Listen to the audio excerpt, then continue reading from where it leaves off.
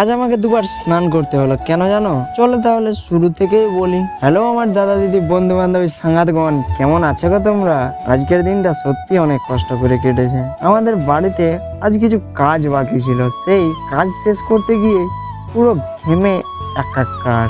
মায়ের সঙ্গে মিলে কাজ করছিলাম, গরম এমন পড়েছে যে মনে হচ্ছিল আর পারছি না, জীবনটা এই বুঝি শেষ হয়ে গেল। তার মাঝে মিস্ত্রি কাকুও সাহায্য করছিল, মশলা মাখানো এইদিক ওদিক সামলে পুরো কাজটা শেষ করতে গিয়ে হিমশিম খেতে হলো আমাকে। অবশেষে পা হাত ধুয়ে নিচে এসে দেখি মা চা করেছে আমার জন্য।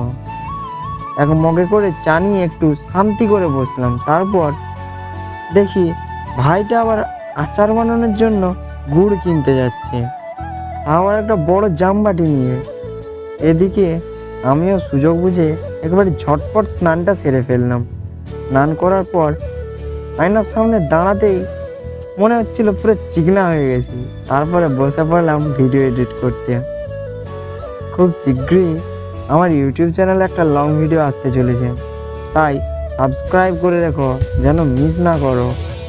আজকের দিনটা এই ছোট্ট ব্লগ কেমন লাগলো কমেন্টে জানাও, আর যদি ভালো লেগে থাকে তাহলে লাইক শেয়ার আর ফলো করতে ভুলবে না, না হলে এমন মজার গল্পগুলো মিস করে ফেলবে। আজ এ পর্যন্তই, দেখা হবে পরের ভিডিওতে। তারা আমার সাংঘাতগণ।